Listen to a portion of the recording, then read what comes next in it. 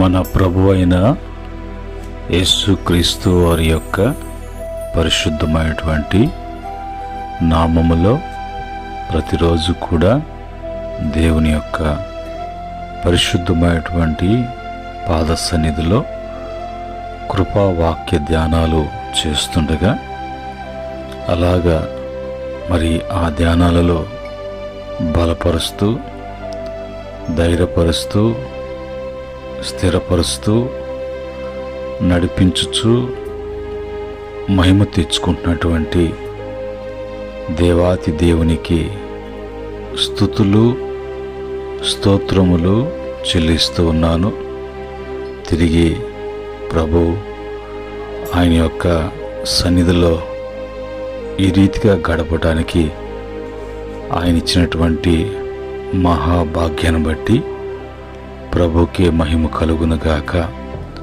అలాగనే మరి ప్రతిరోజు కూడా దేవుని యొక్క వాక్యాన్ని వింటూ బలపడుతున్నటువంటి బిడ్డలకు ప్రభు పేరిట వందనములు, ప్రభు పేరిట శుభములు తెలియజేస్తూ ఉన్నాను. ప్రియమైన దేవుని బిడ్డలారా, ఈ యొక్క ఉదయకాలమందు ప్రభు మనకిచ్చినటువంటి వాక్యము చదువుకుందాం. ప్రవక్త అయినటువంటి మీకా ద్వారా వ్రాయించబడినటువంటి మీకా గ్రంథము 4వ అధ్యాయము 10వ వచనములో ఉన్నటువంటి మాటని చదువుకొని ప్రార్థనాపూర్వకంగా మన వాక్యాన్ని ధ్యానం చేద్దాం. సియోను కుమారి ప్రసూతి స్త్రీ వలనే నీవు వేదన పడి ప్రసవించుము. నీవు పట్టణము విడిచి బయట వాసము చేతువు. బబులోను పురము వరకు నీవు వెలుదువు. అక్కడనే నీవు రక్షణ నొందుదువు. అక్కడనే యెహోవా నీ శత్రువుల చేతుల నుండి నిన్ను విమోచించును. ప్రేమగల తండ్రి, పరిశుద్ధుడా, మీకు వందనాలు. ఉదయకాలపు మీ వాక్య ధ్యానాలలో మేము నేను ఆసక్తిగా మీ వైపు చూస్తున్నాం. మీ మాటలను ప్రభా మాకు వివరించి బోధించండి ప్రభు, బలపరచండి. ఈ మాటలు బుద్ధిగంతల వరకు తీసుకెళ్ళండి. అనేక మంది ప్రభా నీ మాటలు వినటానికి, నీ మాటలు ప్రభు ద్వారా రక్షించబడటానికి, మీ యందు స్థిరపరచబడటానికి కృప దయచేయమని యేసుక్రీస్తు నామములో అడిగి వేడుకుంటున్నాము తండ్రి, ఆమేన్. ప్రియమైన దేవుని బిడ్డలారా, ఈ యొక్క సమయంలో దేవుని వాక్యాన్ని మనం చదువుకున్నాం.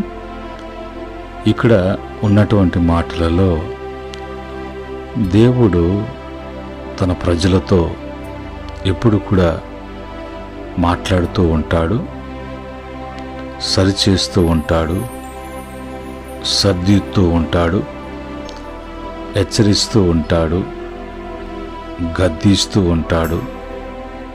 తిరిగి వారు మరి తొట్టిల్లిన కారణాన్ని బట్టి వారి యొక్క సొంత నిర్ణయాలు, ఎన్నుకుంటున్నటువంటి సొంత మార్గాలను బట్టి వాళ్ళు ఇబ్బందులు పడకుండా తిరిగి వాళ్ళు తప్పును తెలుసుకొని ప్రభు చెంతకు చేరటానికి ఇశ్రాయేలు ప్రజలను ప్రారంభం నుంచి కూడా అన్ని విషయాలలో కూడా వారిని సరిచేస్తూ, బాగు చేస్తూ, క్రమపరుస్తూ, నడిపిస్తూ, పోషిస్తూ, స్థిరపరుస్తూ, అలాగ తన బిడ్డల పక్షముగా ఆయన ఎంతో బాధ్యత కలిగినటువంటి దేవుడిగా ఆయన కనిపిస్తూ ఉన్నారు. ఇక్కడ ఈ మాటల్లో ప్రభు వారిని మరి ఇర్మియా ప్రవక్త నుంచి అనేక పర్యాయాలు వారికి ప్రభు హెచ్చరిస్తూ ఉన్నప్పుడు ఆ హెచ్చరికకు గద్దింపుకు లోబడక వారి ఇష్టానుసారంగా జీవిస్తున్నటువంటి జీవితాన్ని బట్టి తిరిగి మీరు శ్రమ పడతారు, కష్టపడతారు, ప్రయాసపడతారు. తిరిగి రెండో చెర మీకు ఉంది. మొదటి చెర ఐగుప్తు అయితే రెండో చెర బబులోను. అక్కడికి వెళ్ళిన తర్వాత మీ తప్పును తెలుసుకొని మీరు రక్షణ అనేది అక్కడ పొందుకుంటారు. తిరిగి నేను అక్కడి నుంచి మిమ్మలను మీ శత్రువుల చేతుల నుండి విమోచించి తిరిగి నేను నడిపిస్తాను అనే మాట ఆయన ప్రవక్త అయినటువంటి మీకా ద్వారా ప్రభు మాట్లాడుతూ ఉన్నారు. ఈరోజు మన దేవుడు విమోచించేటువంటి దేవుడు. ఎందులో నుంచి ప్రభు విమోచిస్తారు అనంటే శత్రువు చేతుల నుండి ఆయన విమోచిస్తారు. శత్రు చేతుల నుంచి విమోచించబడతాం. దీనికి మరి మనకున్నటువంటి మరి శత్రువులు ఎవరు, ఎన్ని విధాలుగా మనకు శత్రుత్వము అనేది కలుగుతున్నది అని బైబిల్ నుంచి మనం చూసినప్పుడు, బైబిల్ వాక్యం నుంచి మనం చూసినప్పుడు, పరిశీలించినప్పుడు మనుషులు యొక్క శత్రుత్వము మనకు ఉంటుంది కనుక ఆ మనుషుల యొక్క శత్రుత్వం నుండి విడిపించేటువంటి దేవుడు మన దేవుడు. రెండోది, భక్తిహీనులు అనేటువంటి శత్రువుల నుంచి ఆయన మనల్ని విడిపిస్తారు. మొదటగా మనుషులు శత్రువులు. ఆదికాండము 14వ అధ్యాయం 20వ వచనం. భక్తిహీనులు అను శత్రుత్వం నుండి మరి ఫిలిప్పీ పత్రిక 3వ అధ్యాయము 18వ వచనం. 3 మరణము అనేటువంటి మరి శత్రువు నుండి. మొదటి కొరింథీ పత్రిక 15 అధ్యాయము 26వ వచనం. 4 అపవాది అను శత్రువు నుండి. మొదటి పేతురు పత్రిక 5వ అధ్యాయము 8వ వచనం. 6 లోకము అనే శత్రువు నుండి. యాకోబు పత్రిక 4:4. 6 శరీరము అను శత్రువు నుండి. గల్తీ పత్రిక 5వ అధ్యాయం 17వ వచనం. రోమపత్రిక 8వ అధ్యాయము 7వ వచనం ప్రకారంగా ఇలాగా మనకు శత్రుత్వము, శత్రువులు ఇలాగ మనకి పొంచి ఉంటారు. మన యొక్క ఆత్మీయ ఎదుగుదల ఈ లోకములో పరదేశులముగా, యాత్రికముగా ఈ ప్రయాణాలలో వీరంతా కూడా మనకు తగులుతూ ఉంటారు, మనకు ఇబ్బందులు కలిగిస్తూ ఉంటారు. ఎన్ని ఉన్నా కూడా ప్రభు అంటారు, నేను నీ శత్రు చేతుల నుంచి నిన్ను విమోచిస్తాను అని అంటాడు. కనుక ఈరోజు ఉన్నటువంటి ఈ యొక్క 6 రకములైనటువంటి శత్రువుల నుండి మనము విడుదల, విమోచన కలగాలంటే ఏం చేయాలి? మనము ఆ విధంగా శత్రువు నుంచి జయం పొందాలి అంటే ఏం చేయాలి అనే విషయాన్ని బైబిల్ నుంచి మనం చూద్దాం. మొదటిగా మనుషులు శత్రువులు. ఈ యొక్క మనుషుల యొక్క శత్రుత్వం అనేది మనకి ఎప్పుడు కూడా ఉంటూ ఉంటుంది. ఇవాళ మనకు వ్యతిరేకంగా ఉండేటువంటి వారు ఈ మనుషులు, హ్యూమన్ ఎనిమీస్. మత్తయి సువార్త 5వ అధ్యాయము 44వ వచనములో మీకు శత్రువులు అనేటువంటి వారు ఉంటారు, కానీ వారి మీద మీరు పగ తీర్చుకోవటానికి, ప్రతీకారము తీర్చుకోవటానికి, అలాగే మీరు ఆ శత్రుత్వాన్ని ఇంకా ఎక్కువ చేసుకోవటం కాదు, కానీ యేసు ప్రభు వారు చెప్పినటువంటి బోధ ప్రకారంగా మీ శత్రువులను మీరు ప్రేమించండి. వారి విషయంలో ఒకవేళ ఏదన్నా ఉంటే దేవుడు చూసుకుంటారు. మీరు నీ పరలోకపు తండ్రి పరిపూర్ణుడు కనుక మీరు కూడా పరిపూర్ణులై ఉండునట్లుగా మరి ప్రేమించండి. వారి విషయంలో మరి ఏదున్నా కూడా అది దేవునికి అప్పగించండి.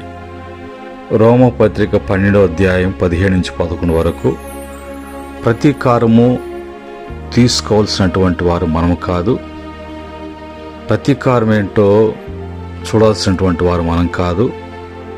ఆయన బిడ్డలుగా మనము వాళ్ళని ప్రేమించటం, వారిని క్షమించటం, వారి విషయంలో మనము వాళ్ళ శత్రుత్వం పెంచుకున్న క్రీస్తు యొక్క సమాధానము మనలో ఉంటుంది. కాబట్టి ఆయన సమాధానంతో నింపినటువంటి దేవుడు కాబట్టి ఎప్పుడు కూడా చుట్టుపక్కల ప్రాంతంలో మన వలన సమాధానము అనేది కలిగేటట్లుగా చూడాలి. మరి ఇందును బట్టి వాళ్ళు మనకు హాని చేయవచ్చు, కానీ దేవుడు మనకు ప్రేమించు, క్షమించు అని చెప్తున్నాడు. మనలో పెట్టుకోకూడదు, వాళ్ళు పెట్టుకున్నా కూడా. ఒకవేళ వాళ్ళు మితిమీరి హద్దులు దాటి ఒకవేళ వాళ్ళు రెచ్చిపోతే దాని విషయంలో దేవుడు చూసుకుంటాడు. దేవునికి అప్పగించేసి మనం గమ్ముకు వెళ్ళిపోవడమే. రెండవదిగా శత్రువు సాతాను, శాటాన్. ఈ సాతాను దేవునికి వ్యతిరేకి, మన ఆత్మకు మరి శత్రువు. 1 పేతురు పత్రిక 5వ అధ్యాయం 8వ వచనములో వాడు గర్జించు సింహం వలె, సింహము కాదు, సింహం ఏ విధంగా గర్జిస్తుందో అట్లాగా గర్జించు సింహం వలె తిరుగుతూ ఉంటాడు, పొంచి ఉంటాడు. రెండవదిగా ఎఫెసీ పత్రిక 6:11 ప్రకారంగా సాతాను ఇప్పుడు కూడా యుక్తిపరుడు, కుయుక్తితో చేసేటువంటి వాడు. సాతాను మనలను పాపం వైపుకు లాగటానికి వాడు ప్రయత్నం చేస్తూ ఉంటాడు. కనుక ఈ విషయంలో మరి ఆ యొక్క శత్రువు నుంచి మనము విమోచించబడాలంటే దేవునికి మనము లోబడేటువంటి వారముగా, దేవునికి మనము విధేయులైనటువంటి బిడ్డలుగా ఉన్నప్పుడు ఆటోమేటిక్గా దేవునికి లోబడుడి, అపవాదిని ఎదిరించుడి, వాడు మీ యొద్ద నుంచి పారిపోతాడు. మూడవదిగా పాపము, సిన్ అనేది అంతర్గత శత్రువు, మన లోపల పనిచేసేటువంటిది. మనలో ఉండేటువంటి చెడు స్వభావము అనేది ఎప్పుడు కూడా మనకు వ్యతిరేకంగా పనిచేస్తూ ఉంటుంది. రోమపత్రిక 7:19 ప్రకారంగా నేను ఏదైతే చేయాలనుకుంటున్నానో అది నేను చేయలేకపోతున్నాను అని అంటగా పౌలు గారు చెప్తారు. శరీరాన్ని బట్టి పాపం అనే దాన్ని బట్టి. యాకోబు పత్రిక 1:14-15 వరకు ఈ యొక్క ఆశలు, కోరికలు, ఇచ్చలు అనేవి పాపంలోకి లాగివేస్తాయి. దురాశ అనేది ఒక పాపముగా మనలో ఉంటూ శత్రుగా పనిచేస్తూ ఉంటాడు. మరి దేవుడు కీడి విషయమై శోధించడు, కానీ మీ యొక్క దురాశను బట్టి ఆ దురాశ అనేది పాపము గర్భం ధరించి మరణము అనేది సంభవించేటట్లు చేస్తుంది. కనుక మన ఆశ, ఒకవేళ ఆశయాలు, మన కోరికలు అవన్నీ కూడా తీర్చేటువంటి వారు దేవుడు. అంతేకాని ఈ శరీరంలో ఉంటూ ఈ శరీరంలో అంతర్గతగా ఈ పాపము మరి మన ఏలుబడి చేయకుండా దాని విషయంలో మనము జాగ్రత్త కలిగి ఉండాలి. దానికి వాక్యము మన హృదయంలో ఉంచుకున్నప్పుడు, వాక్యాన్ని బట్టి మనం నడుచుకుంటున్నప్పుడు దాంట్లో నుంచి మనకు విమోచన కలుగుతుంది. 4 లోకం మరి ఉన్నటువంటి వరల్డ్ సిస్టమ్ ఎలాగుంటుంది, దేవునికి విరోధమైనటువంటి జీవన విధానాలు చాలా కనిపిస్తూ ఉంటాయి. యోహాను సువార్త 2:15-16 ప్రకారంగా లోకాన్ని ప్రేమించటము, లోకము అనగా యాకోబు పత్రిక అంటాడు, 1 యోహాను పత్రిక 2:15-16లో శరీరాశ, నేత్రాశ, జీవపు డంబము అనేది లోకంలో ఉంది. లోకంలో ఉండి అది లోకంలోకి ఏడుస్తుంది. ఇవి దేవుని వలన కలిగినవి కాదు, దుష్టుని వలన కలిగింది. కనుక దాని విషయంలో మనము దూరంగా ఉండటం, దూరంగా పెట్టటము అనేది నేర్చుకోవాలి. 6వదిగా శరీర స్వభావము మరి శత్రుత్వం. మన యొక్క ప్రాచీన స్వభావము మరి గల్తీ పత్రిక 5:17 ప్రకారంగా శరీరము ఆత్మ, ఆత్మ శరీరము ఎప్పుడు కూడా పోరాటమే. మరి ఈ యొక్క శరీర స్వభావం అనేది దేవునికి ఎప్పుడు కూడా విరుద్ధంగానే ఆలోచన చేస్తూ ఉంటుంది.